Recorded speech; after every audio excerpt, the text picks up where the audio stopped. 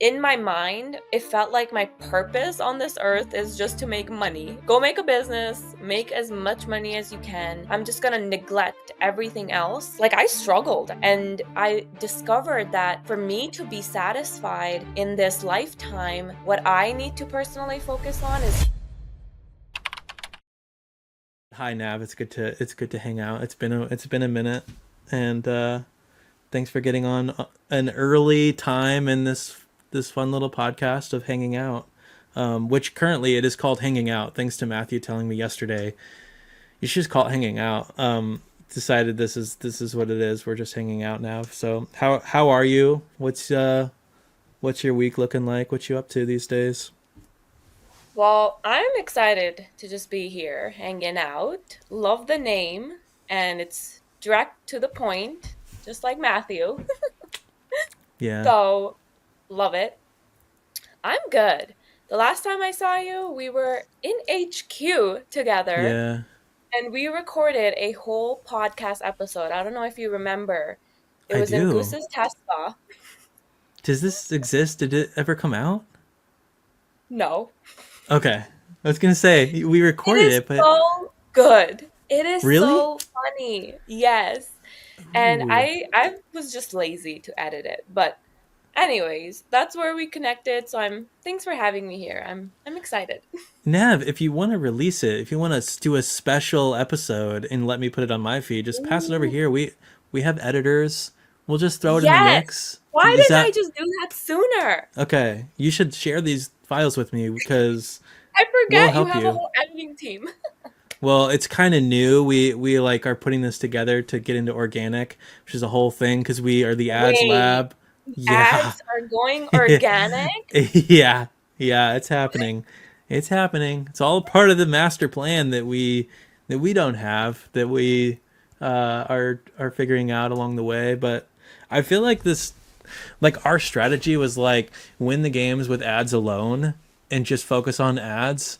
And then if we're ever going to add organic, we need to be able to just like bring people on that know it so that it doesn't have to take up any of my attention or Matt's attention because we're ads people like through and through and we don't really get into the trends and the things of organic. It's just not what we are interested in. And so that's kind of where we are. We're like we hired 3 people last week, video, thumbnails, images, creatives as well on the media buying side.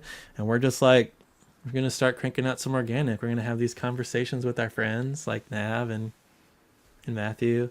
And yeah, but enough about me, Nav. We were hanging out at HQ in the Tesla. It was you and me in Bijan, Japan. Bijan, And Japan. it was it was a lot of fun. That weekend in LA was super like crazy for me because it was like the IRL. It was the first time I'd like hung out in real life with the school people, and The school people. Tell us more.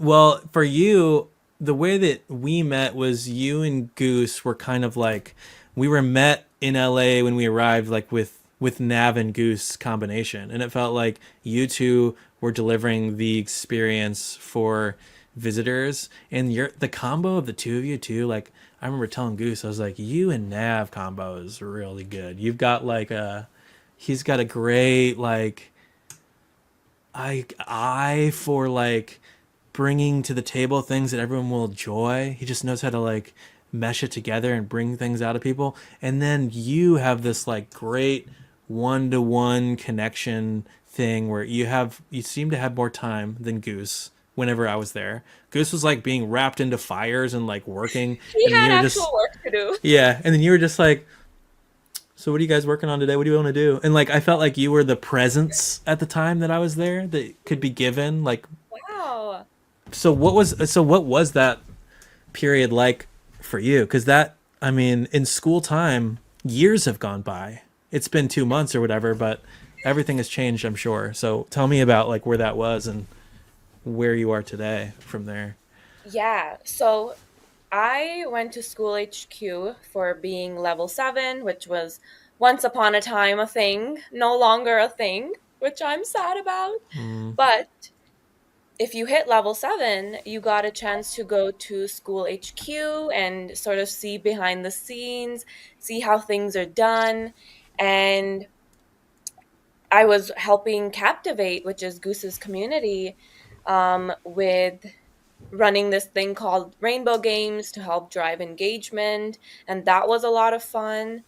And then I was sort of for hitting level 7, and then I was invited, and I was also working with Goose, and just so much was happening. And I'm like, okay, I want to be in LA. I need to be in LA. Mm-hmm. Um, and yeah, it sort of just emerged. People would show up like you, so many incredible people on the platform who, I was so excited to meet and just hang out with.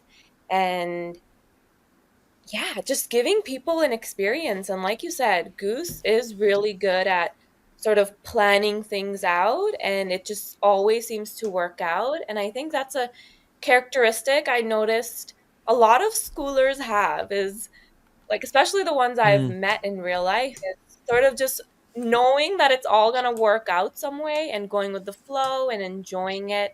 So that was sort of like the energy that Goose and I were trying to create, and it did sort of happen organically. So Mm-hmm. that was a lot of So, fun. so whenever I was there, I think it was like August, end of August, which is it's 2024. It's December now. How long were you like? Had you been in LA at that point, like hanging out at school? I was there for 3 months total, which I can't Okay. believe. That felt like 10 years. Oh, so you're not there now? Are you back in? Are you in Toronto? I'm home. Yes, I'm Okay. home with my family, so I'm not in LA anymore. When I was in But LA, I just got the sense that you like lived at the HQ. I thought, oh, Nav lives here. I pretty much did. I pretty much did. It's a cute little place. Mm-hmm. So you're back in Toronto now. So you were there for 3 months. I swear, whenever I was there and I was hanging out with Goose and you, I thought I was like, oh, Nav works here and she's been here forever. She's comfortable here. This is like her. This is her spot. I thought you like were there for many months, and I remember being like, School. So you don't work for School, but it's really like I couldn't figure out who Why are worked you for here? School, who was just at School, who was I was. It was kind of an interesting group because even on top of that, there's a sense of like who's running School. Like everyone seems to have this role of like pushing this forward together in this way that it Yeah, felt like there wasn't much like hierarchy or ego kind of a part of the day to day for people. Um, I love that. The way you put that. And that is what I love about School. All aspects of it. I think we will all want to see the platform grow, and we all want to be a part of it. And I think it's because it sort of serves a higher purpose than just it being a normal platform. So, yeah, what do you mm, think? I know you were there yeah, as well in our podcast, which we're going to release. I'm going to send you the files. yeah. We talk about, your experience at HQ and how that was like just being around leadership. So, I'd love Mm-hmm. to hear from you as well. Well, it was interesting because like I had been employed and on small teams before, and then like I worked in film and I worked in a team of I was like the 25th hire in this company, and it grew to 100 plus by the time that I left. So I kind of was a part of a phase that might have been a similar like from startup small business to or like medium business sort of phase. And what I felt like School was that I hadn't seen before was it was in this faster phase where a lot of people are joining School, but I felt like everyone in the building was like going pretty slow with their day to day, Mm. and I also felt like everyone kind of had a hand in making the decisions. It wasn't like there's meetings and this person's in charge and then this person does the work that this person told them to do. It just felt like everyone was kind of slowly like moving in the direction of like School is growing, and that's not what it feels like on the outside. Like when you're not at the HQ, it feels like it's moving really fast, tons of people are joining, you see Hermosi's ad, you see like numbers going up, and I just was thinking before going there, like, if there's only 20 people working here, or there's only 10 people or 5 people or whatever it is that are actually in that place together, it must just be like the stock exchange, like they're just trying to keep up. But it just didn't feel that way. It felt like super different. So that's my I observation. I agree. And I think it sets a really good role model for how to run a community and not just how to run a business. I mean, of course. So what Yeah. did you learn? What was your biggest takeaway from just seeing the team and how they work? Yeah, I feel like I felt like I trusted the vision more. Well, I learned about Season of Madness like right at the end of it, and so they were gonna do the big push into the final quarter where they reinvigorate everything, because it kind of felt like there was concern that like the Skool community and the Skool games community were like just like there was an off feeling. It didn't feel as exciting to people that like to Sam and to other people were noticing it too. It seemed like, but it seemed like Sam was like, I don't know, something. It used to be fun. There was this feeling that happening at the time that I was there, and I remember I was there with Ryan Duncan, and we were all talking in the group about just like why do we think this Skool community in the Skool games is changing? Why doesn't it feel like it did at this point? And that was sort of in the air a little bit. It wasn't a massive problem because there were still new people and there was still a lot of people showing up, but I think it was just like the vibe felt off to leadership of Skool at the moment that I was there. And so I don't know, the what I learned leaving was like I watched them kind of make a decision about that and think through that, and I got to be a part of it. And so I was like, wow, they really involve their users in the process. They really listen to their community people, and I liked I liked their ethical and moral boundaries. Like I liked why the decisions that were happening were being made, because I honestly had concerns about it before I had gone there, just because it was growing really fast, and there's like a lot of people that just want to make money fast joining, as well as a lot of people that might be artists or have more of a vision for not just making money but like making an impact, building a community. And Yeah. like I liked that Skool felt grounded and like making sure it wasn't just a place for people that are trying to make money fast. There was way more to it than that, and that wasn't that important, it seemed like. But they were also working around sort of the parameters I think they had at the time, which was like a big group of those people are joining and the competition does do a good thing, a beneficial thing to like the willingness to like push hard and work hard, which is a good thing. But I don't know, I learned about how they actually move forward through these problems, and I was more encouraged by it, I would say. But for you, what was the so what was your like role at that time? Did you just sort of become a person that helped with the experience of like the level sevens with Goose due to Rainbow Games, and that seemed to evolve into something else now, right? Yeah, it feels like time was just a weird concept when I was there because I was sort of involved in different aspects, but it all had to do with school. But my favorite was definitely just getting opportunities to see people and hang out with people who use this platform. Um, so those conversations were just incredible, and it really, showed me the potential of this platform. We are still so early in. I know it feels like there's so much happening and it's growing really fast, and it is, Mm-hmm. but it's still so early. And I just am so excited to see where the platform is going to be in like a year.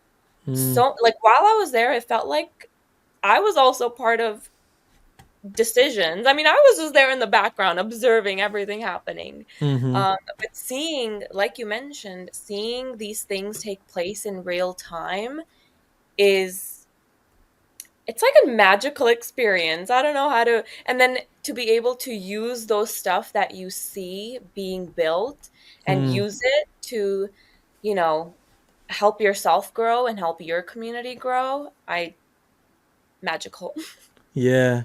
I mean, the school games group, it's the middle of December 2024. There's 20,000 people in the school games group. And in the school community group, there's like 190,000 members. That's so little compared to how many people there are. What do you suspect that number will be like in a year from now? Oh, hopefully a million by then. A million in school community, in school games community.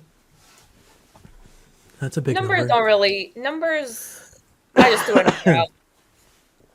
Yeah, It I have feels a good, a million, you know? yeah, I like it. A million. I so you were kind of was that like an unofficial? Did that position when you were there for 3 months? Were you like a an official? Like, were you ever like employed by school, or were you an official like experienced person? Because it felt like you like I would have said at the end of my hangout like Nav and Goose are they're officially school experience, but were you ever official at that time for that? At that time, no. Um, You were just hanging out like I I was just was. hanging out. I was just Yeah. hanging out. I was just excited and grateful that Yeah. get to see all of this unfolding. So for me, it was, yeah, just hanging out. And a lot of the stuff did just happen naturally. And I think this has always been a place like in my life that I want to be at, doing things that I'm genuinely excited about and I genuinely want to be a part of. And it just, when things happen naturally, that's how you know that it's sort of you're following what's right for you and where you're meant to go and where you're meant to be. So Hmm. yeah, I mean, I have some exciting news Ooh. to share soon. I know we talked earlier Mm-hmm. if I should share this or not, but Mm-hmm. I think it'll Yeah. just emerge. What do we have? What is our news, Nav?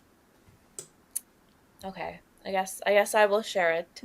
It's not going to be as dramatic as, but no, it's something I'm very excited about and grateful for, and that is getting an opportunity to join the school team. Um I mean, in my head, when I was there at HQ, it felt so normal. I'm like, yes, I already made myself feel like I'm part of this. I Whatever is being built here, I'm part of this. I want to create and help um just attract more people into this community. So I'm I'm excited What are, and what are you going to be doing? What does your role look like? Do you know? good question. Good question. I asked, do you know? Because there's so much like go with the flow in school that there's a part of me that's like, do you know? Like, do Do they I just know? do they just hire and they're like, you're on the team, we'll figure it out? Or like I'm really curious like how this process works, like from an outsider looking in, like what it's like to be hired by school. It is literally what you said. It's like, let's hire and but I think I know where, I sort of would fit into all of this, and that is more on the experience side, like you mentioned. Mm-hmm. I don't know if that'll be like the official role, but Yeah. definitely that. And I just want to help in whatever capacity that I can. So I'm so happy for you. I'm glad that you're official. I don't That's know if very you cool. remember, but we talked about it when we were at HQ. Mm-hmm. So, it's crazy because we've already had a conversation like that, and now to be able to share this with you, um, that it's Yeah, happening. it's So happening. Are you gonna spend a lot more time in LA now too? You get to go to the HQ a lot. I Are you hope gonna so. are you gonna I kind of hope so. I want bop back and to. forth? I also, before discovering school, I like I was traveling and I want to continue the travels, and that's, Mm-hmm. very important for me.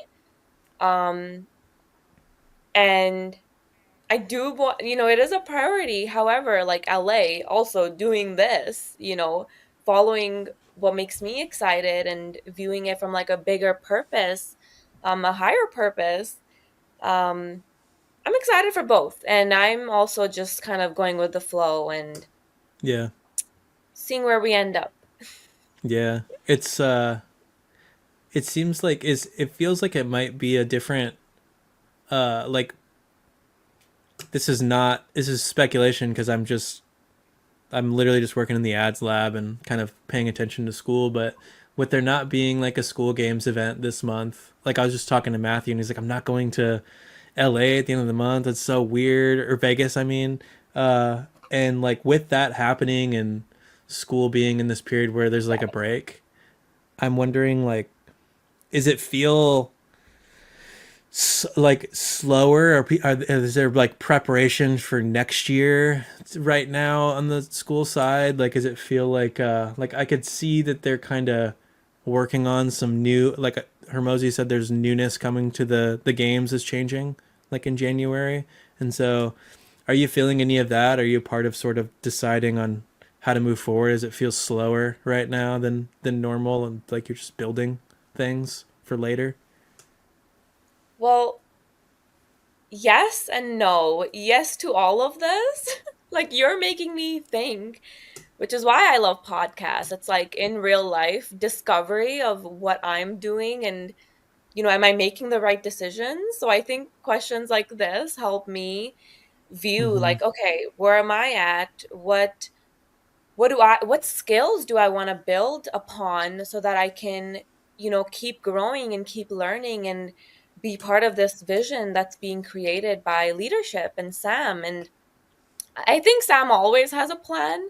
Mm-hmm. Um and yeah, and we all just get to be part of the ride. Yeah.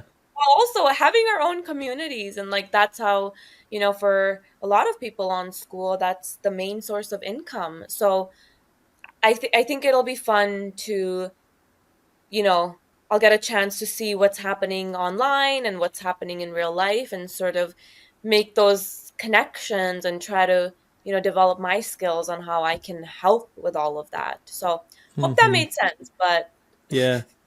You said that Sam always has a plan, and the way that I feel like I've noticed Sam does things is in the matter of like 2 or 3 months, I'll notice that maybe 5 or 10 changes will come to the platform and will come to be, and then a month later he'll be like, let's roll back like half of those and let's change the other half of the remainders. And I'm cool with two of those. Like he's very unattached to the plans. So you might have a plan of like we're going to launch this, but I like that his plan is basically like let's see what happens when we do it, and then we're not committing just because we do it. It's kind of like let's see what the people decide, and whatever they decide we'll like stick with. That's what I've noticed about Sam that I really like is that yeah, it's like a calculated decision, but no attachment to the outcome of whatever happens. It's like let's undo that and yeah. moving on. Like it feels good to see that he cares more about the like the art of the thing than the thing or something there. You know. Yeah, the detachment to the product. How do you feel about that? Do you think that's an important characteristic? I think yes, to have, especially when you are building something, to not be so focused on like how it's going to perform or what's the outcome going to be. I know that can be scary. So, Mm-hmm. what are your viewpoints on that? It's like not ROI based, but the ROI is always good with his approach anyways. It feels like it could be a painful thing if they had shareholders, but I think it's like a beneficial thing for what it is now. I mean, are you going to be, you said you're kind of on the experience side, which is one facet of the product, and then there's like the product side. Do you feel like everyone on the team like is like, are there even departments at school? Like you probably just work on the product too. Like it feels like everyone It's very ha- startup culture. I've worked in my life. I've worked with one startup, and they were way early, so it was a lot more chaotic. Here it doesn't feel chaotic, even though the mhm, structure and like a normal traditional job you would find like departments and all that. I don't know if yeah, I don't know. mhm. I think it changes frequently enough to where Sam might just be wise enough to recognize that like there can be looseness around like people's titles and departments because everything's still evolving all the time. Yeah. And it kind of But puts you in a yeah. box, I feel. I don't know Mm, if that's a correct statement to put out, but I mhm. think then you're not, you don't want to try the product and give feedback in other aspects. Mhm. And I think if you're working on the product and you're excited and passionate about the product, then it's important to also be using the product. Mhm. And yeah, it's a very Yeah. unique culture. Mhm. Have you seen it? Like, have you seen it in any other big companies? Whenever I worked at a startup, the roles were really clearly defined and everyone had to kind of output like what they were there to output. So, and then when I worked in San Francisco, like I helped project manage a dev team. It was an agency, so it wasn't exactly like it wasn't a tech startup, but like even then, like everyone has clearly defined roles. It's project based, and yeah, it's a bit different. I've never worked at something that's like a tech startup that's similar to Skool, but yeah, but it does feel like from the outside looking in, like it looks like Andrew Kirby, for instance, looks like he's just like he's the School Games host, right? But like when you're there, It's he's not. everything. He does lots of things. Same thing with Goose. It's like Goose is in charge of the sort of the experience for the School Games, but it's like no, there's way more stuff that Goose has his influence in. And I think Sam is just picking people that he wants to influence the product to be around him. And then those people just kind of gather tasks that make sense and they help in the ways that they can help. But like, I think that when like you're hired because you're somebody that was chosen to like be a good influence on the product as well as do some of the roles that like you're probably going to be doing. Like I think there's more that I think there's more like they've said that there's more to hiring than sort of like getting the role filled. And you can kind of sense that like with Matthew, it's like Matthew is not just the podcast, the school stories guy, he has a like an influence on how things are moving forward. He's a part of like the negotiation of how things land each month in general. And I think that's cool. That's kind of the part that is really different to me that I haven't seen before, where it's like Yeah. each person has like when they get brought on, they have a role, but it's just like a jumping off point, and there's additional influence that you have overall that can play a part in whatever sort of amount you can contribute. It seems like, which is pretty awesome. It's kind of interesting, and you wouldn't know that I don't think unless you kind of saw it too. I don't think you can explain that on the outside to people either. Like when people are like, "Who's the team behind School?" Like it feels like nobody at School has tried to figure that out and like who does what and how because it would be hard to explain. I think But it's all most of it is driven by passion hmm, and excitement for the product and what it's, creating. And you can just see how many people the product is helping. So why would you not want to, be a part of that? Why would you not want to, if you have an opportunity? make the product better, because it's not like it works in such a weird twisted way, but it works so well because the more you help increase the product, the more your own business and community is going to grow, because you get better marketing tools and all these features Mm-hmm. that Skool has, just to give your people in your own business and community a chance to have a better experience on the platform. So yeah, I think just sold Mm, Skool enough. yeah. Are you gonna keep going with your book club as you are working Ooh, for Skool? Like, tell me about where this is at and where that stands in your plan. I probably should not have that photo up. No? We should talk about the guidelines around Skool and the new changes and stuff. But Oh, yeah, for yeah. You're talking about this photo. yeah. So for the book club, I've been thinking about and just seeing everything happening behind the scenes. It's important, and this has always been important for me to talk and work in something that I'm personally excited and passionate about. And just seeing that there's so many different communities, and they're not all around like business and making money. And you know what? That's important, yes, but those specific niches, um, and like a book club, Mm-hmm. a book club, seeing something like this, just talking about books. Um, yeah, I don't know where I was going with that, Mm. but Yeah, the book. you find it's important to have these communities that aren't just money focused and growth oriented. However, I remember now. However, because of the way Skool is built, it makes it so easy for you to monetize, like even a book club, or whatever Mm. you're excited and passionate about that you want to talk about. Skool makes it very easy to market, to help you throughout that marketing process, where you don't have to feel overwhelmed or stressed out, when using the Mm-hmm. platform. So that's very important for me. And that's, you know, Mm-hmm. with that being said, that's why I chose books. How you had a So book club? You've had a book club for a while, right? But it looks a lot different now. Did you rebrand it? Is that why it's is it did you change this strategy up?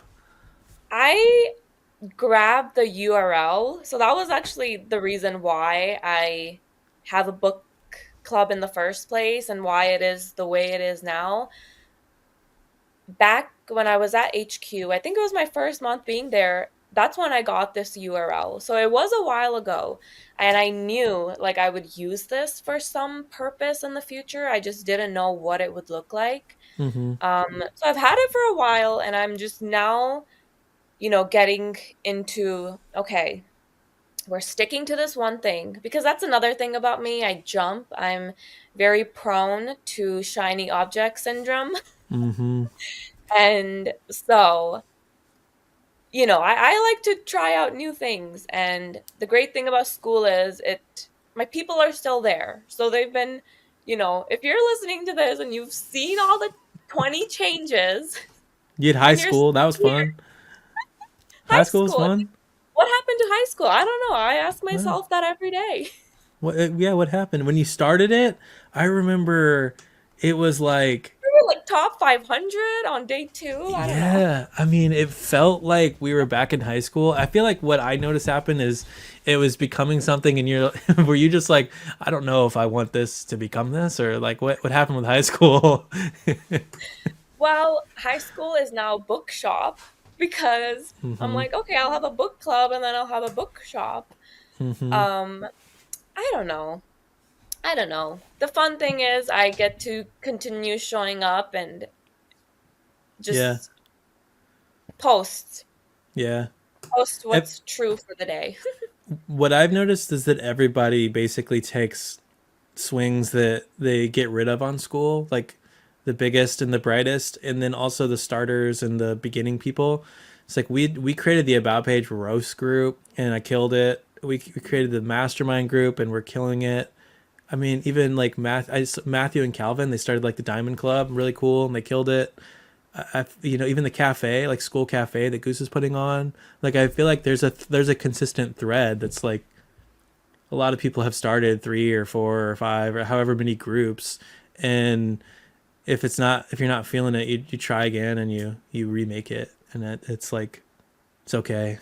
So, but it's interesting to know, like, what did you learn from the high school experience?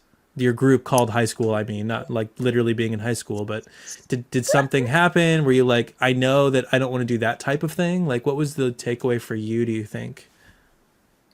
Good question. What I learned from that community was how in need we all are of community, and how we want to talk about those much deeper things, which is why I was so excited when I heard that you're starting a podcast, because I know it's going to hit those deep things that we need to hear, and we need to, you Mm, know, we want to be part of those conversations. So I think there's a huge need for that. And I think, even you teach ads, but you know that what we're doing here is on a much deeper level. It's helping people more on the emotional side of things, and not mm-hmm, necessarily business, because the truth is we have all the strategies. We're fortunate to learn from Alex Hermosi and Andrew Kirby and so many incredible people. And yeah, so mm. And so the depth is kind of the currency that is more valuable. Like if we all have Alex Hermosi and Sam Ovens dropping strategies all the time that we could follow, then the valuable thing for a community wouldn't necessarily be like dropping more strategies that are competing in the zeitgeist of like how to get people to join a group. It's got to be a little more either deep or niche in some way that's different than that. It seems like. yeah. And just like having conversations, I mean, as humans, we're like, a lot of people are struggling, and there is a lot of pain out in the world. So, high school, in a way, that community, everything that Mm-hmm. was in that community is in the book club now. And I Yeah. just wanted it to be a bit more branded. And we're still like the book that, oh, I have it right here.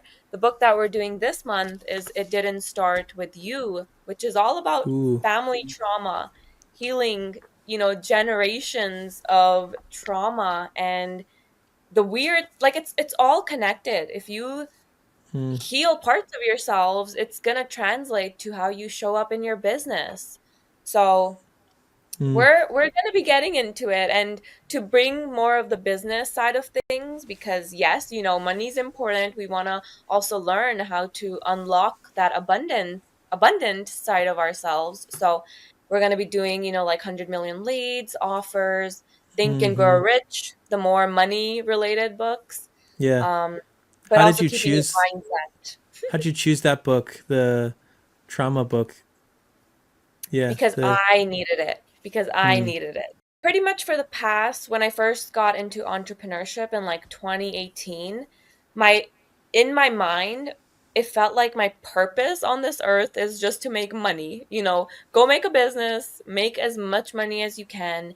And I mm-hmm. neglected a lot of things that, people always say, like older people who are literally on their deathbeds, they will Mm, say like the most sweetest memories are with their loved ones. And, you mm-hmm. know, it's not those material things. And so there's just a lot of work that I've done in the past little bit, like really decoding who I am as a human, and doing things like my life path number, getting into Mm-hmm. astrology. And so when I did that, I discovered that, for me to be satisfied in this lifetime, what I need to personally focus on is family and Mm, relationships. So, this was in 2020 or something. I'm like, no, I need to mm, focus on my business. Like, I'm grinding, I'm working, and it feels hard, and I'm struggling. I'm just going to neglect everything else.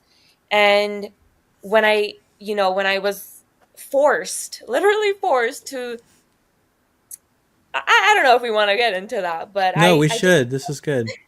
I felt like I was against a wall. And Mm, like, okay, this is what life path is telling me, and people say this stuff works, so why don't I invest a little bit into my family, into healing my relationships. And like I said, I was just so focused on business, business, business, work, work, work. And like I struggled in that as well. And I struggled because there were Mm, other parts of my life that weren't balanced, weren't, I wasn't giving them much attention. So of course, if I'm neglecting certain parts of my life, the way I show up in my business is not going to be to my fullest capacity. mm-hmm, So I went to the bookstore. I felt very guided to this book. And it mm-hmm, wasn't like I did research before. Um, and I grabbed it and I mm, started reading. And I kid you not, like just reading it, it feels like the healing that's happening. It's like as I'm reading sentence by sentence, I'm like, "Oh my gosh, like this is this pain that I'm feeling, it's not necessarily mine." And that's what this book goes into, how, you might be carrying trauma that doesn't belong to you, that's passed on by your ancestors. If something mm-hmm, happened in your ancestry, in your generation, it's gonna repeat. Like things repeat. What's mm-hmm, not discovered, what's not focused upon is gonna repeat if it's not given awareness. So mm, I'll give a quick example. Like someone's what was it? Someone's grandfather, was the way they died, they were frozen. So they literally froze to death. um, and this person would have nightmares of freezing, and they didn't know why, and that kept them in a very, like, always feeling like they're gonna freeze to death or something. So if mm, you're not able to like make these connections and recognize like this pain is not mine, it was my grandfather's or it was my grandmother's, they went through this. Now, just making that connection, you can heal that part of yourself. And in the book, he mentions just awareness alone is enough to heal that thing, which mm. I think is amazing because just by putting your attention onto it, you can begin healing those parts of yourself. So it all works together. Yeah, I mean, I see you have Autobiography of a Yogi behind you, talking about I do. these memory traumas. Is that like a past life related ancestor thing in that book, or is that just like have to do with it them being an ancestor and this gets in like I'm curious as to the how of that experience. Autobiography of Yoga is my favorite book also. I have only read halfway through of this, I'm not gonna lie. Mm-hmm. It's a bit hard to get through. Um, or maybe I just, for me, it's when a book calls out to me, I Yeah, will know. So it's got to be the right time sometimes. Like it's a great book in your future, but you gotta read something else right now. And so you're I've had the same thing where I'll pick up a book that like at some point later on I'll read it and I'll devour it with ease. But if I'll pick it up like a few years prior to that and I just can't connect with it. I can't read it. It's like I don't need it. I think is what it comes down to. So like I like your process of going to the store and you're just like seeing what calls feeling out. it You oh, through. yeah, that's really good. It's really Yeah, good. and not forcing it.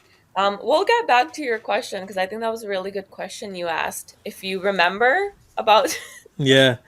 Where does that um, that imprint come from that you were talking you'll about? have to rephrase it for me. Yeah, yeah. It's hard to ask because I don't exactly know.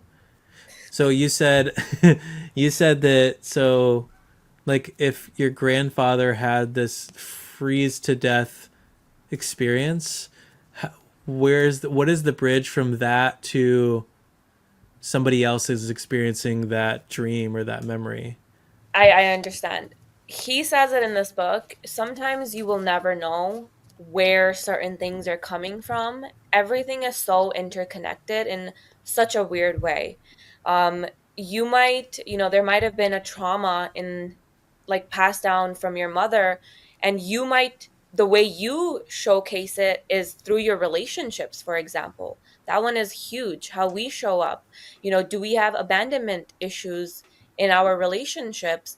And we don't realize that it's because we were neglected by our mother, for example, or we rejected our mother. I just made a reel about this on my Instagram Mm-hmm. literally yesterday, talking about, parts of this book. But for example, like if we reject our mother, then we're likely to reject certain parts of our partner. And that awareness, Mm-hmm. so I know what you're saying, like what's that bridge? And I'm sure there's a scientific answer to all this, but Yeah. What it's you're saying is the bridge is maybe just not always known or matters to or figure out matters that what it that is. too, because I know, and I know people who've fallen into this trap of always healing, always trying to heal, always thinking that there was something wrong, and we get stuck in our own way. And it's sometimes enough to just be like, okay, all I need to focus on is what I want to do today, what I want to create today, how I want to feel today. And that's usually more than enough to get you started on what it is that you are doing. And so books like this are just tools. If we Mm-hmm.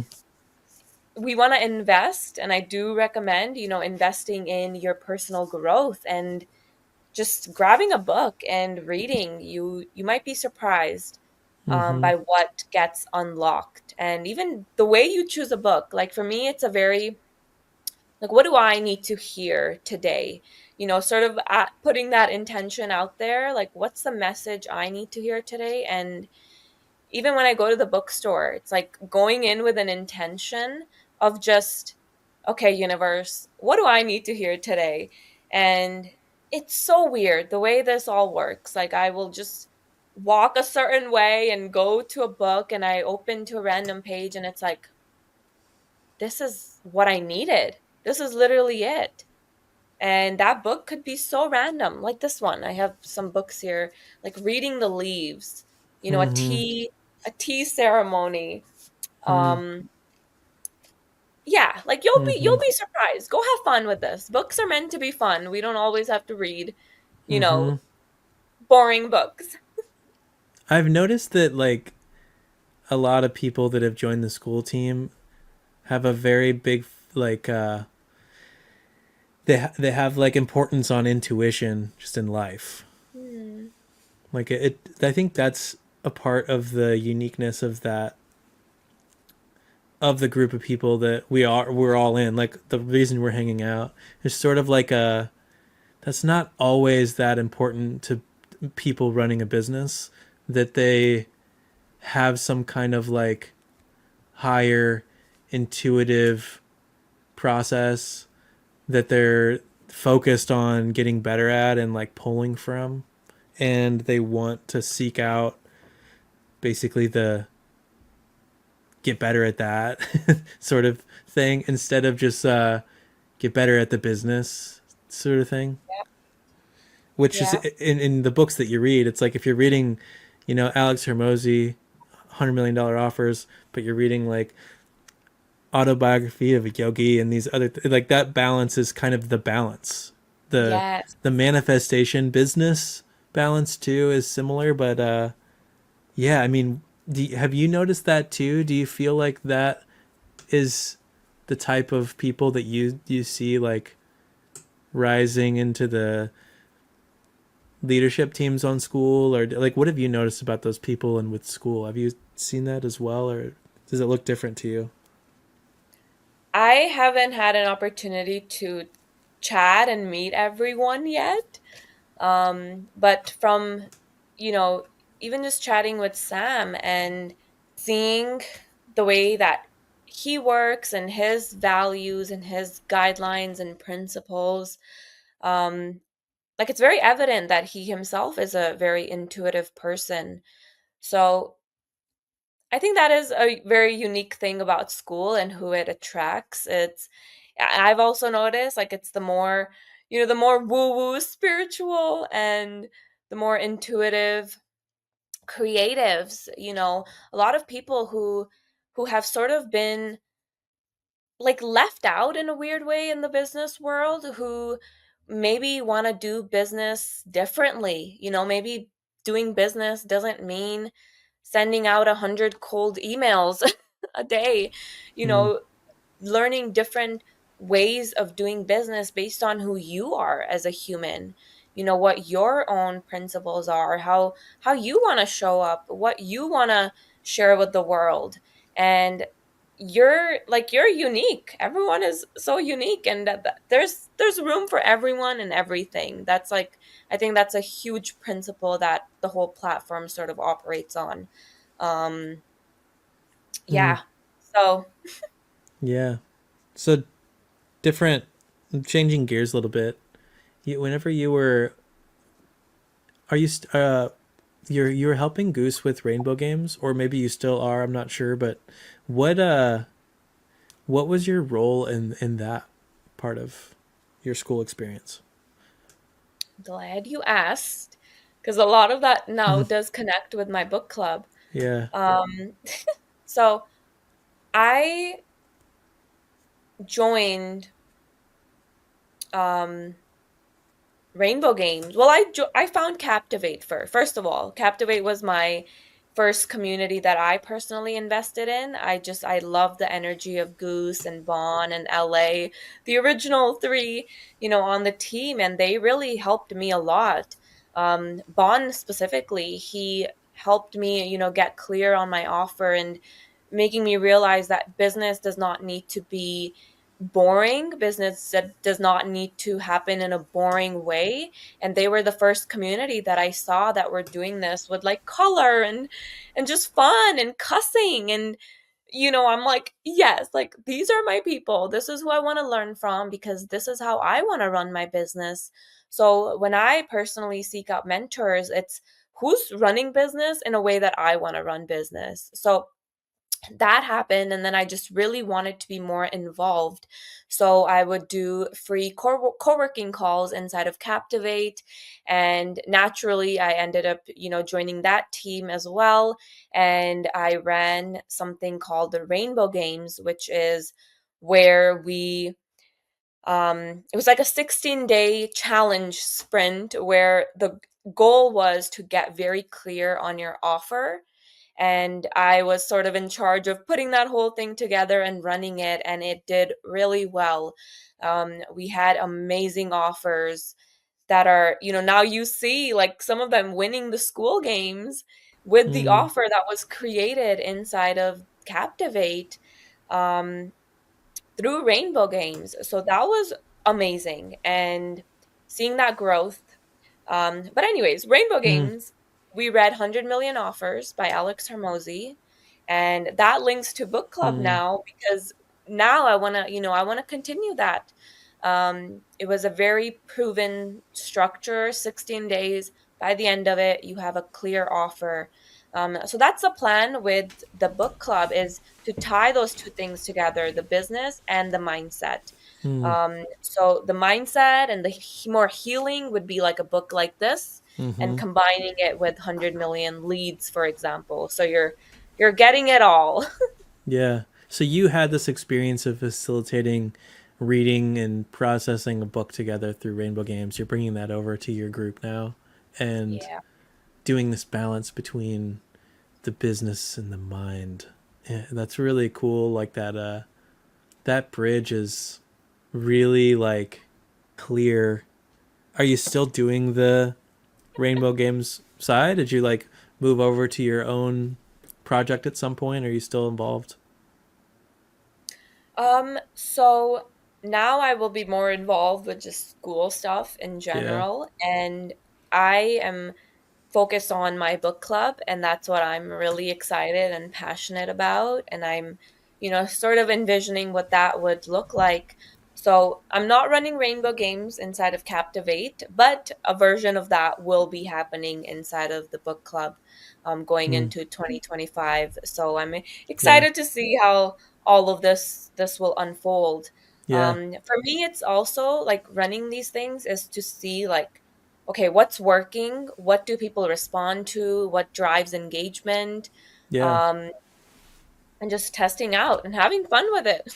Yeah. So what is the book club's structure like? Whenever you find a book, how do you introduce it to the group, and what does it look like to participate as a reader in the group?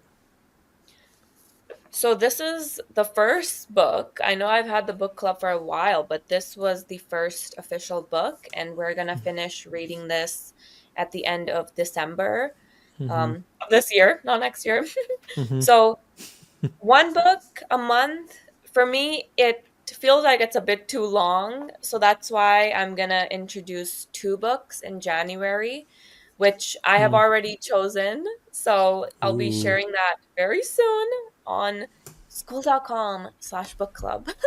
But it was sort of what we were talking about earlier is the two books. One will be mindset and healing and going deep and into the personal development and who you are as a person and how to unlock and bring that over into your business. And then the second part will be that business aspect. So one Mm-hmm. thing I'm really good at and I love doing is running challenges and getting people to take action. So I recently ran a challenge called Instagram Story Challenge where people had to post on their Instagram story. I gave them a prompt. Like you when you work with me, you get everything. I'm an open book when it comes to this. So all of Mm. my scripts um I push out and I give because I know now, like I'm understanding more and more, and just being around school, people who are doing really well on school is action is what's necessary. And I know that I have a really good skill set in getting people to take action and like, here's what you need, now go do it. So just, taking time to incorporate what I'm good at and how I want to present my offerings to the world. Mm. Um, yeah. With the Instagram thing, what is your is that all hosted on Instagram? When you're giving that stuff away, do you have like another program, or is that a part of the book club? See, that's where I'm still learning. Nothing is set in stone with me. I sort of just Yeah. go with the flow. Um, but I do have another community, school.com/info, which I do not want to give up on that URL. I love it so It's a much. good one. It's What is, very what is this? What is this obsession I feel like we all have this obsession with yeah. URLs. Can we Yeah, talk we about do. that? Yeah, it's true. The obsession over URLs is very real. I have been a I've been a victim of the URL grab as well. I remember the one of the most fun like school threads ever was when we were all just like dropping like available URLs one day. Like you were a part of that too. Like it Was was that happening? Was I I? think it was on Ryan Duncan's post in school community or something. It was in a public community, and we were all just like /tree is available, and then we were like it was like everyone just ascended on like all these URL ideas. Like what would we do with this one? Like better grab that one. And I thought you were in there, but maybe I'm mistaken. This was like 4 or 5 months ago. It was a while ago, and Yeah. it's definitely like because we're early. There's so many available things that you just want to grab them. You just want to do stuff with them. Remember being like, Yeah. yeah, they're like Ryan got like start, I think, or he got Free and free. That's what paid. free and paid. Matthew got start, but they're like ridiculously. I have info. You have info. I mean, the heck. I mean, right now we could probably go I get thought something. I thought I did amazing by grabbing school.com/info. I'm like, everyone's gonna love this. This is gonna be the go-to info space. Which hey, it might still be, but also, of course, it was a Ryan Duncan post. I have not seen him be active as much in the school community. What are your thoughts Yeah, on that? I don't know. I've been having trouble getting him on the podcast, and I'm What? part. I've in What are they building? Him and Sophie, they're like on a in large part, I started this podcast because I'm just trying to keep up with Ryan Duncan again. Because we were working together. what Like, is it called? is Keeping up that with Ryan. yeah? Like I invented this to hang out with friends regularly that I don't usually get to hang out with because we're all caught up in our own offers and projects that like there's no incentive for us to just sync up. And so I'm like, well, I guess I'll invent a podcast for us to be able to hang out regularly. It That's was like part of the smart. I got a whole calendar invite and yeah. everything. Yeah, got a whole team. I mean, I get to talk to all the people that I wish I was talking to regularly now. But Ryan is hard to pin down. It's in large part because his time zone difference is hard. Like I'm literally jumping offline, hanging out with the baby and the family the second he wakes up, and then the second I'm online, he's like I'm trying to he's trying to hang out with Sophie. They're trying to detach. It's like we're all trying to be better boundary setters because he was literally working like every waking hour for a while, and I think he's just like in a place where he's probably not wanting to work 40 hours a day anymore, and instead he's like setting reasonable boundaries, but they just happen to be the exact opposite of my times, and so I think it's in large part due to that. But yeah, it was like every day. Honestly, the first 3 months of school, I almost felt like I was running my communities and building my communities with whoever at that time was building their communities. And Ryan was one of those people that we would talk every couple days, like on the phone, in a Zoom. We'd review what we were doing. I'd look at his stuff, he'd look at mine, and I'd tell him why I made my decisions. He'd tell me why he made his, and then it would be like, okay, and break, and then we go back into the zone and like come back a Yeah. few days later. And I think that there's still a lot of that, but now that like he's won the games, I've won the games, we have teams forming, like our own work teams, we have projects. It's harder to like you don't do that as much with people that have different groups than you, but there's a big advantage to doing that with people that aren't on your team regularly, like talking Ooh, to you tell us every about it. month, talking to Matthew, talking to Ryan, like just getting when you learn how other people are doing things while you're doing the same things, it's like really awesome. I feel like that's kind of what the school games monthly event is for people that get to go every month. It's like they get that. Like you were going to the school games a lot, I think, when Bijan was and Patrice. A lot of these people that get to go regularly, they get this benefit that people don't inherently get that are building their own school groups, and then they just go to like maybe the school community and ask questions, and you don't get like the energy of like the one-on-ones with other people in the trenches, and then the energy of like just a group solving problems together. And so like is in Mm. large part why we're making the podcast, is because I just want to have long, deep conversations with other people that are running school groups about whatever we want to talk about, like at that time, because I noticed that was a really great benefit of just going to Vegas and being around other people that are building things. And so, yeah, I mean, I don't even remember what the initial question was. It was like Ryan Duncan, but Ryan Duncan, him yeah. not being as active as he was in the Yeah, school community. yeah, I've noticed that too. I literally when I was talking to Matthew, Ryan came up then. Uh, I noticed the same thing, and I actually went to I went to his page, and I was like looking at his activity, and I was trying to figure out what's going on. Where is he active? Because he has so much influence. He's always got so many interesting projects. He's clearly still active, but I don't know where. Like Maybe inside he's of def free. yeah, he's definitely still doing stuff. Yeah, maybe inside of free. See, like I mean, 16 hours. That's not him though. 8 days, 4 days, 5 days. No, it's been a couple days for free. That follow 9 days, back. 11 days. Man, We're all best friends here, but I'm not where? gonna follow you.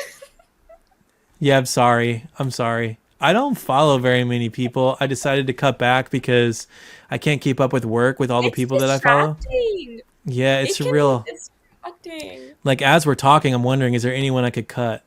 Okay. Yeah, this Oh is it. no. This is it. Sam, Alex, wife, business partners, Matthew. I mean, that's all I have space for personally. Love it. Um, I'm sorry. For a while, I was following Ryan until very recently when I just I decided I have to ruthlessly remove everyone except for the people that run my business, my life, Why do and we this have that? product. Can we talk about that? Because I Yeah. also have phases where I'm like, I don't want to talk to anyone. I'm Mm-hmm. out. I need to be off the grid. And you actually Yeah. are off the grid. I'm literally off the grid. Yeah. I'm actually worried when I jump on a meeting that like I might lose power or the Starlink, the tree that the Starlink is mounted like 148 feet up. And so sometimes if it gets too windy, my Starlink starts to get too crazy and then my internet's really unpredictable. So like I'm often nervous when I'm like recording stuff. I'm like, we'll see if I make it through. Like if the winds pick up, there could be issues, but we're good. We're good today. It's a calm day for a podcast, but like I definitely think like whenever I went to Vegas, Sam was like, you just got to remove stuff. Like he always says this. You can tell it's a core function of the way that he exists, but sometimes they're like I've noticed sometimes Skool like isn't inherently removing stuff for the user, and like the follow is one of those areas. Like you don't really opt in to follow people. You automatically follow people when you join their group, and then I have to manually remove them. And I've always been slightly spiteful over that decision that was made in the product. I'm like, who did that? That's not Sam's choice. This ain't somebody else did that. I could tell because I have to go in manually. I got to remove these people from my life manually each time. And I actually like these people, but like they don't, not everyone should earn a spot in my notifications by default. Like we're all like, I don't know about you, but like I join groups every week and then I never leave because being in the group is like my contribution sometimes to the group, just being the member and showing support. So it's like I can't just follow all these people. That's how I feel about it. How do you feel about it? I probably need to do my own little cleansing, and I think this is a good little reminder to do it in all areas of your life, not just school, but also like Instagram. A lot of what we see and what we look at, that's what we're creating. That's the reality we're gonna experience. So for me, it is a lot about removing as well. And I've also Mm, noticed that with Sam, how his core foundation is to remove like before adding. religiously, yeah, religiously remove. He told this story at the whenever we were in Vegas and he was at the mansion. He like hung out with people, which was really cool, very unusual. Again, like CEO of a company will hang out until 2 o'clock in the morning with the people that are on his platform. Like that was super cool of him to do. But he told this story about. I mean, maybe he's he told this story about like his house and how he has like at one point they removed all the cabinets. You've probably heard this story, but like he's like we removed all the cabinets from the kitchen, and so we just have open shelving. And when you have open shelving, you know like what every single item in your kitchen is, and you know like you can't it Kind of can't hide. genius. You can't hide from it. It's like all the plates are there, all the utensils. You just see everything, and then what happens is you start because you just opened up all of your shelving, you start to realize like I don't like those plates. And you realize that because you no longer are hiding them in a cabinet. And so when you have cabinets, stuff you don't even want or you don't even need starts to pile up Mm-hmm. and you have it all over the place. But you open it all up and everything is on display and you're like maybe I don't need 45 wooden spoons anymore, you know? Yeah. This. Yeah. This is what we are doing. This is what we are doing. Literally taking what you don't know in your subconscious, hanging out there, and putting it out on the table. And it's like, okay, these are my insecurities. This, I don't like this. Mhm. I love that. I love Yeah. that, bringing everything out. Oh, wow. I really enjoyed that. And I like resonated with it. We redid our kitchen and did open shelving in large part because I was like, the problem isn't that we don't have enough room in our kitchen. The problem is like we actually keep getting too many things in our kitchen if we because we have too much room. So like when we renovated, like we switched to open shelving because I was like, we need to see the Was stuff we that have. inspired by Sam? No, it's a couple years ago. This is Oh, like it's maybe before. Okay. 3 or 4 years So I was gonna ago. say, wow, Sam has influence in many things. I renovated my kitchen after talking to Sam. I wish I could say that. I probably would have if I hadn't already. I mean, part of the reason I feel like I vibe so much with Skool, it comes down to like I have a lot of similar principles as Sam. I've many less accomplishments than Sam, but I have like similar principles in life as Sam. I'm the guy in the woods that likes those types of things, and that's why I think the product is something I resonate with. Is because like the guy that's making that has those beliefs, and I know like as a person that worked in software, like those things get infused into like every feature, and I can tell when like a feature is not just a Sam feature. I feel like I'm like I don't know about that one, and Like it what? comes Like what? like the notifications is one. The way that Mm, like that functions doesn't really. I mean, I think it helps most users, but it doesn't help like the admins and the people that the Skool community owners. I think that Skool community owners need a different feature, and maybe that's just it. Maybe it's just like a checkbox for Skool community owners. Like, don't automatically follow people. It's like a super user mm, request more than an actual every user request. It's probably best for users that are in one community and they join Skool to be in the gardening community. Like, it makes sense for that, but there are times when I'm just like, I feel like that wouldn't. I feel like if Sam knew the way that people feel about that, he probably wouldn't have it that way. But it's just my. It's just because I like building products too. It's like I like software as well. I always think about the tool and the maker of the tool, kind of with his vision moving downstream through the people. I don't know. It's just the things I like to think about. But yeah, it's interesting So that what? books. Yeah. Yeah, no, what's the plan with Ads Lab? Like are there any fun projects? I know you guys are going organic, which I'm excited to follow that journey. Mm-hmm. Um, but yeah, Yeah. any upcoming stuff that you guys are working on? We've kind of gone through the process of removal. Actually, we have had a pretty heavy burden of like making a ton of content all the time that felt too complicated and hard to keep up with. That recently we've been restructuring, and I feel a lot better about where we are now, and we're focusing on like me making one video every month that is basically like this is the one large video to watch if you're new or if you want to know everything that you need to know about running ads today based on the performance of the last 30 days for us and the ads that we've run for other people, coupled with the experience overall of running ads for the last like 8 or 9 months on Skool. This is the one video. It's an hour and a half long. So the goal now is like I'm gonna version up like a single. This is the one video for the next month everyone should watch, which will be like an hour and a half or 2 hours, and it'll have all the strategy, sort of the current numbers, the current method that we're seeing overall that works, and then we're just going to dive into each section as much as we can. That's like the one piece of dynamic content every month that's in the classroom, and then all the other courses are just tutorials.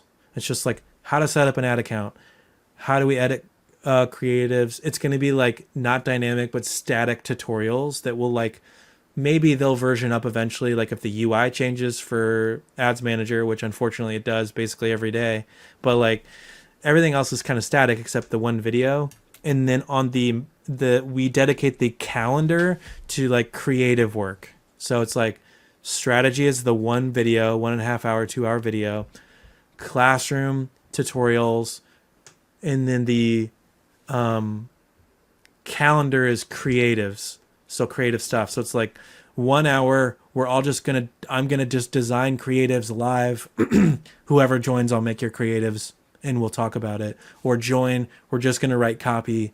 But it's like either making creative things or reviewing creative things, like a creative review. We're gonna look at everyone's copy, We're going to look at the data. It's like it's kind of specific, it's creative things that each person's dealing with, or it's metrics of the day. Like we're going to look at ad accounts for an hour and we're going to talk about what it looks like.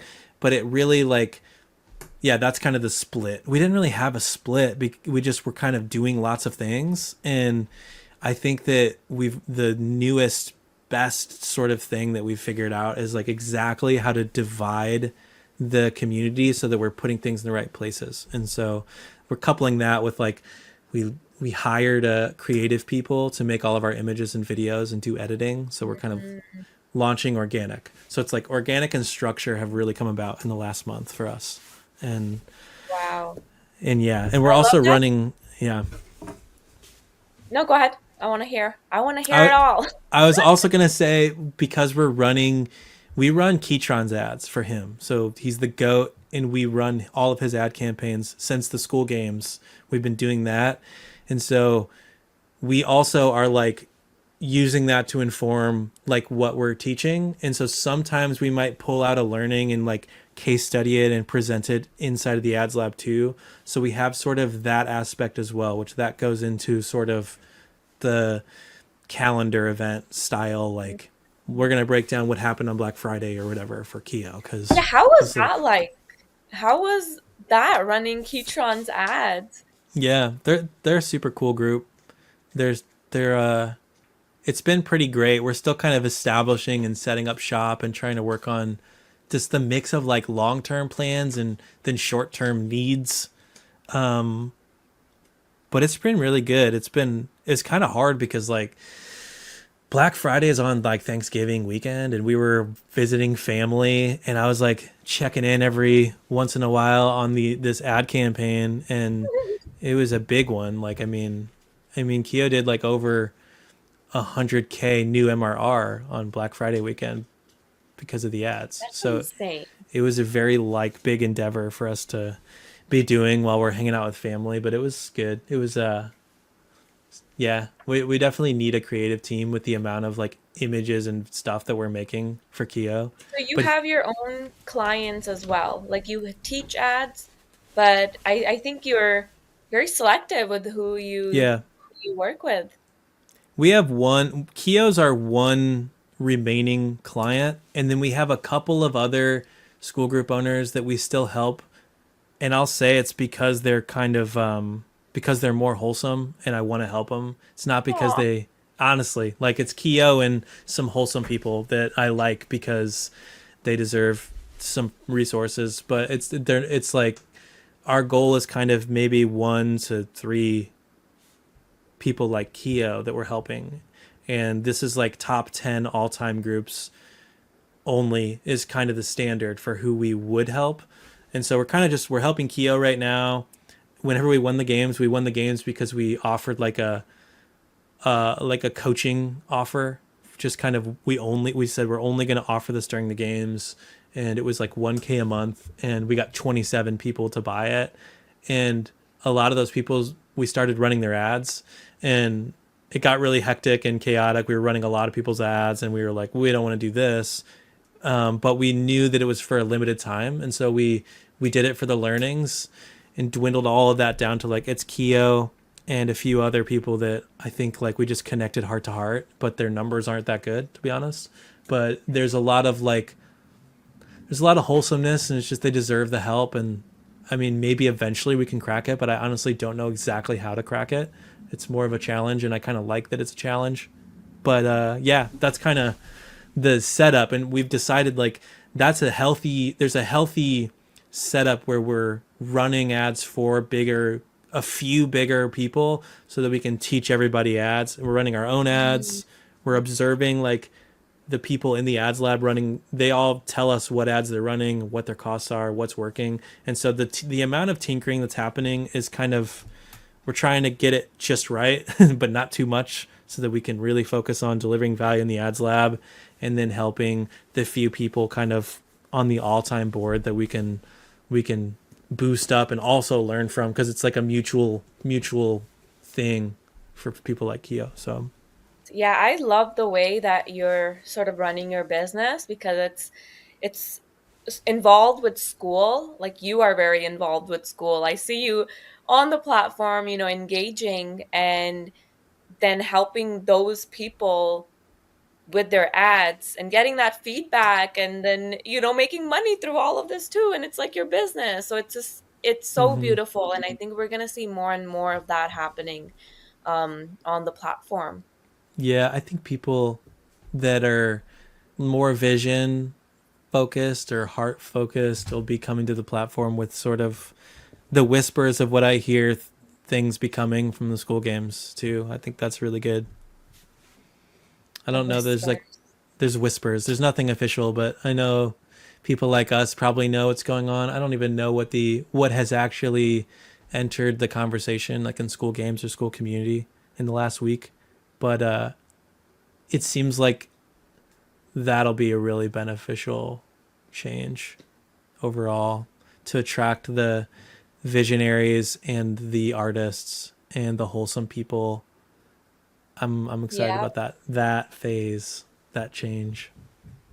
There's going to be a change in the categories, I believe. Mm-hmm. So, for example, like music will be a new category. And do you know any music groups? I don't know any music groups. I think there's like a few. Yeah. But these groups will have a chance to show up and see how they're doing things and with their passion. So I'm Mm. excited to see who this platform is gonna bring. And I agree with you. Like we need the visionaries. We need the people Mm-hmm. who are doing some cool stuff, cool stuff that just need a platform to share all of that cool stuff. Mm-hmm. Yeah, I'm curious to see how it'll all function. I've been speculating with friends about like, ooh, is it so? I mean, I heard that they might like extend it, the length of it. I mean, Sam was talking about that in the summer, just like making a longer term than 30 days as like an actual game length. I Mm, remember he's been talking about that for a long time. And then the idea that there's categories as well, so that the people that are more wholesome have a shot as well. I mean, it's like those are the two big. I don't like. It'll be fun to watch what happens when that's going on, because my guess is that more people in school community and school games community will be the people that are winning in the music category, and that'll be a good thing. It'll be like people that aren't reading like Hermosi's book, that are instead like just in tune with their beekeeping community, that'll be hanging out, and that will be like an additional like, it's like when you're in the video game and like you have like life juice or whatever, like you only have like, it'll give us more of this like thing that I think is the most important, which is like there's actually like a life to it. It's not just like a mm, game of money. yes. There's like an untangible thing that thing will go up, which I don't know what it'll look like, but I'm like excited about it. I am too, and I think that'll naturally emerge. So I'm excited to see that. But yeah, it's like, what we see in the real world, all the different groups, and there's just so much. Like if you look at Reddit, there's so many unique and weird categories, but it's Mm-hmm. like there's a need because there's a community being built. There's maybe cool conversations happening there. And I think we're all at a point where we want to be part of conversations. We want to, see what's going on. We want to connect, and yeah. So, if you're listening and you have a weird idea for a community, go do it. Go do it. I totally agree. I started a community for my town. It's probably 4 or 5 months ago. I've since archived it for the time For being your because I town. yeah, for my town. I've archived it because I don't have time, but I actually have plans to pick it up at the Okay. right time.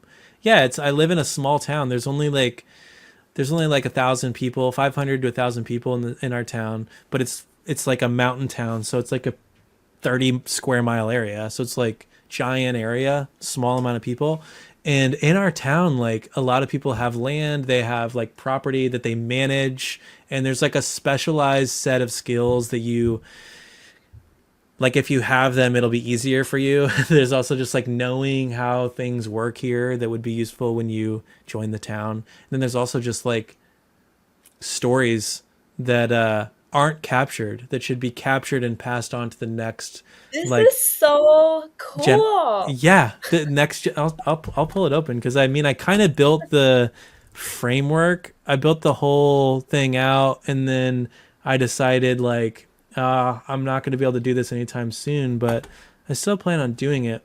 So my town's called Cazadero, and I got Okay. school.com slash oh I don't have it anymore. I lost it because I unclaimed it.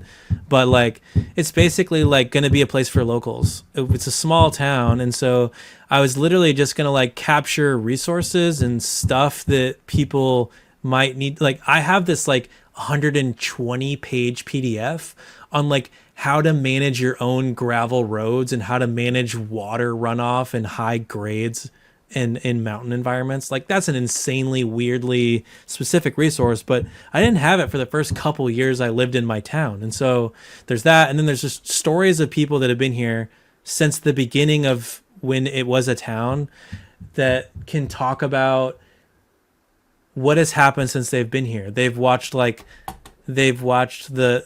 waters rise, they've watched droughts, they've watched like trees get cut down, and they've watched the environment change, and like their stories aren't captured at all, and there's a new young life force like entering the community, and there's no connection to like the elders here at all. There's none, and there's a lot of distance between everybody. And so I have this vision of like uniting my town, because our town's too small to be on next door. Also, like we can't be on next door because we're too small, too big of an area, it's unincorporated.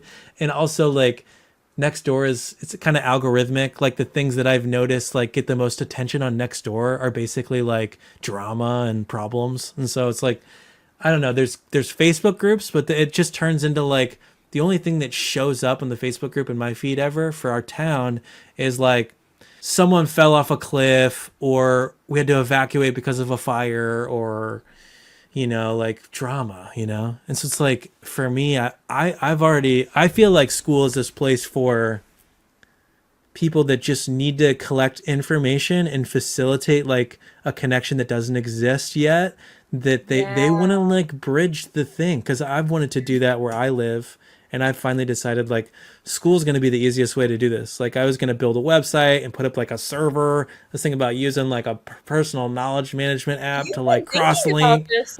I You've been mean, thinking about this for a while. I've Wow. I have over engineered the solution to how to unite my quiet little town so that we all actually know what to do in life. This I've seems been thinking like about it for a a while.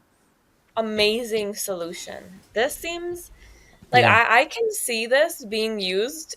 How many little towns are there? And there's a little Devon in them that's like, I yeah. want to do something like this. Mm-hmm. There's How usually a amazing. connector. Yeah, I do think like one use case that super scalable on like a horizontal, like each group isn't gonna be huge, but there could be a huge number of groups. It's this town thing. There's a lot of like these little towns where there's just niche information, and then there's stories from a lot, like there's stories that if you know these stories, you understand like the for instance the like the Native Americans that lived in our town used to like eat a lot of the plants out here that nobody knows just inherently when you come here that you could eat or use these plants for anything. It's just pretty to a new person, or like I love ferns, or like what when you get to a place you don't know these things inherently. And I'd say the younger generation, like me, 30s, 20s, you're not gonna like take an interest in the historic society either. That's kind of an old person thing. It's like only 80-year-olds. And so Kaz, so like Hey, some of us love that stuff. so, okay, you're right. But there's like school could be like the historic society meets the like the resource hub and communication hub of like a small town in a way that it's just it would be very fitting. It would work so well, but somebody's got to do it first. So I plan on doing it first. I plan on like I actually You're had a a podcast idea that was going to be a stories thing where I just go to a new like neighbor's house like every week, and I'm just like, when did you move here? Tell me about your tools. Like, what do you do? What are the critical things you do every year on your land? And it's like that was that's like one way to capture the memories of people that they're gonna some of these people are gonna die soon. Like they've been here since the 60s. They built their own houses on land where there was nothing, and they lived like with no power, and they like hunted and now we live in regular houses, but they know the most about the creeks, the weather, the animals, like how to live on the land. And that's something that's really interesting to young people. But young people don't know how to approach these old people that are just like hermits in the mountains. And so school's the solution to that, I think. But I love it. tangent. You're unlocking so much for me because like for me in the city that I live in, if we were all connected in a fun way, like on School, and let's say there's Mm-hmm. like an outage, like I can just see a community being formed and we're all talking about the same thing and it's like you said, like a resource. Um so when I was little, I was actually part of this thing called junior youth, which is where, in my city, we would do stuff like baking sales, um, garbage pickup, cleanup, and I was part of this volunteering thing. And if we were all connected on School, that would have made it so much easier. And now, like, I Mm-hmm. actually think after this, I'm gonna contact the coordinator of that and get them on School. I've even been talking to like my yoga studio that I go to Mm-hmm. about being on School, and now in this day and age, like there's no way to avoid technology. And if we Mm-hmm. can use it where we're connecting, I think that's where you still keep that like human touch, but Mm-hmm. like you're connecting with cool people.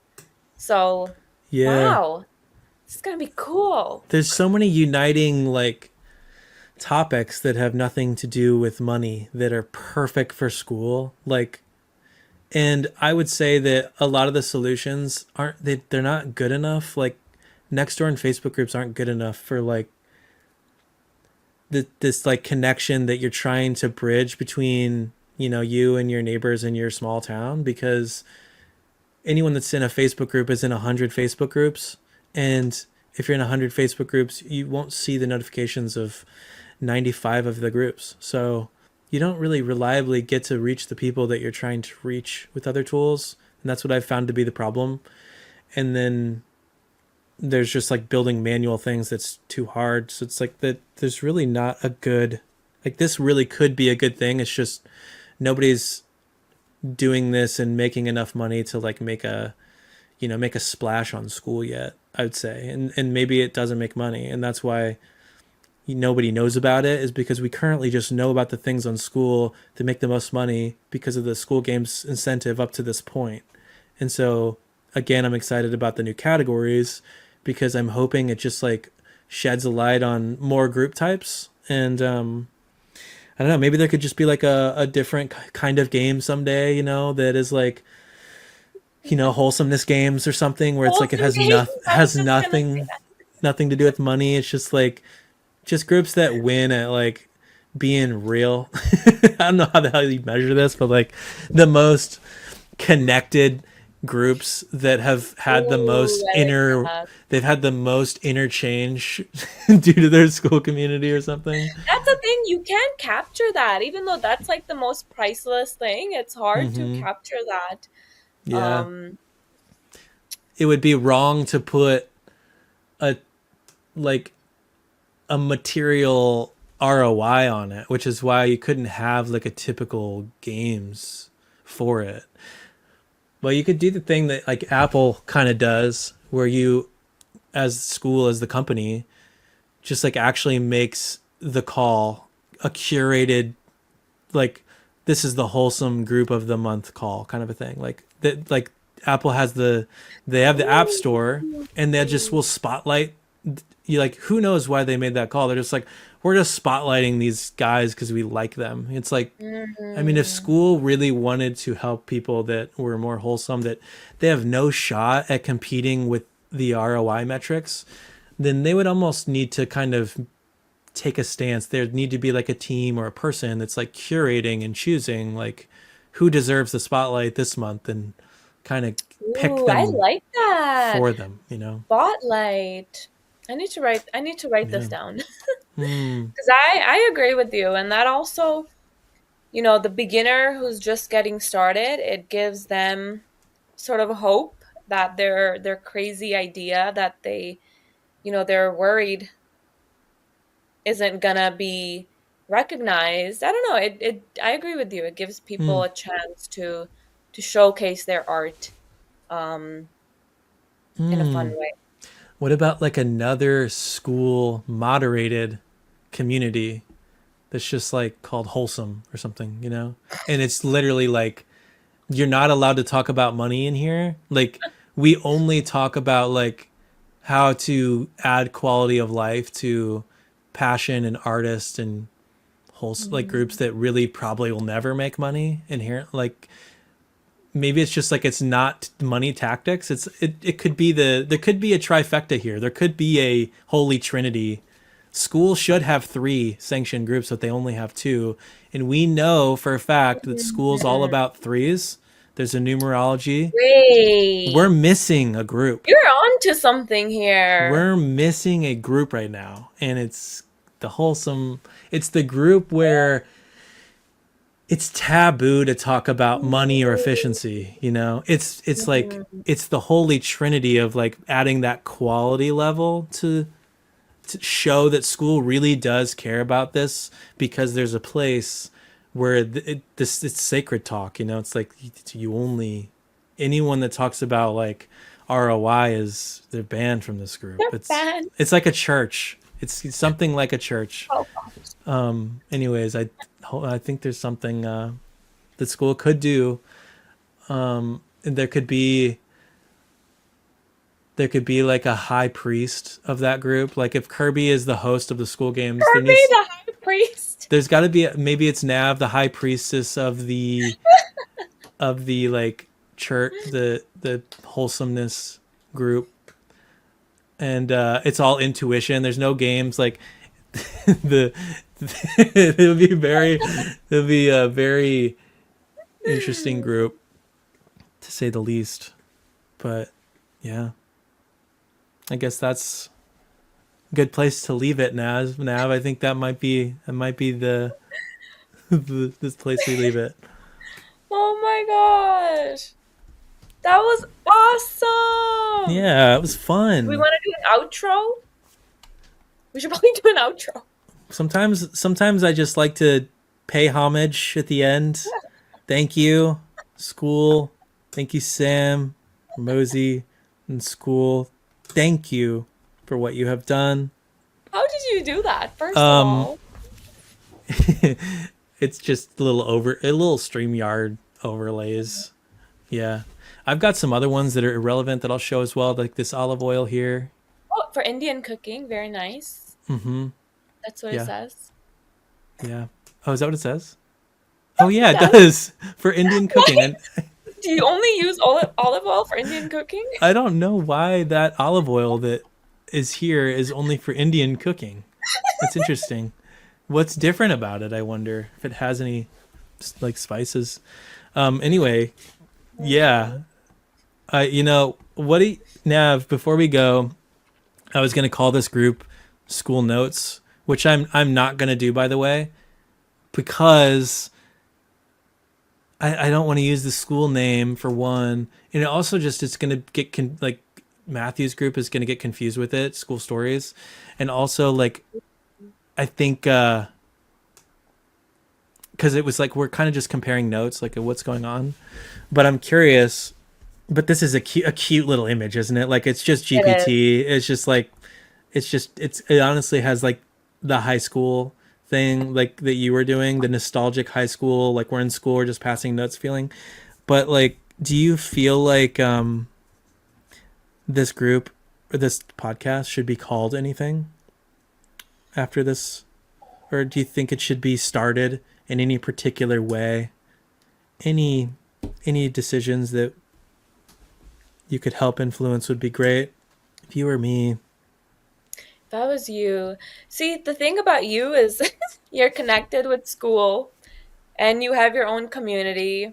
You're doing, I think we're kind of similar in that. Yes, you're doing a lot better. But how we're, both involved in school and we get to share, a lot of the people that we're connected with are also Skool people and they have their own communities. So I might have to agree with Matthew here, and I think hanging out is just it's like straight to the point. There mm-hmm. isn't much. I mean, there's a lot to it, but it's just straight to the point.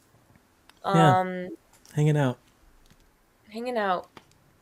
Or based on our conversation, the Ooh, bridging the gap, the bridge. Actually, bridging the gap. I did notice that talked about several bridges. We did. We talked about bridges. I We like did. the bridge as well. Wholesome, wholesomeness. You could take that angle as well, Mm-hmm. like that Mm-hmm. cutesy angle, which I think would be very fitting for your brand. It's so funny because we're like the just inherently like on the surface without knowing the ads lab. It is like the most inherently like soul lacking thing that you could probably think about is like advertising.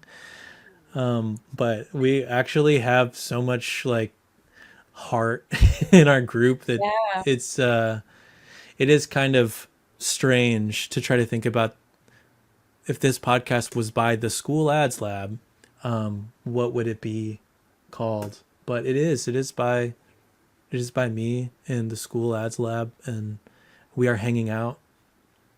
Very helpful, and yeah, I appreciate you, Nav, and I'm sure we'll talk again. I'm excited to see how you fit into the school like builders team, and Cool ecosystem. yeah, I'm excited to watch you be a part of the whole thing. It's very exciting. Thanks, Devin. Thanks for having me as well on here. This was very exciting and fun. And I learned a lot. Like I don't know about you, but I learned a lot. Yeah, I did too. I learned a lot about Nav and what you've been working on, what you're doing, and yeah, it's been very real, and I'm sure we'll talk in a couple days. Probably I'll have you on again, so no problem. I'll see you Yay! later. This was so fun, Devin. Bye. Bye.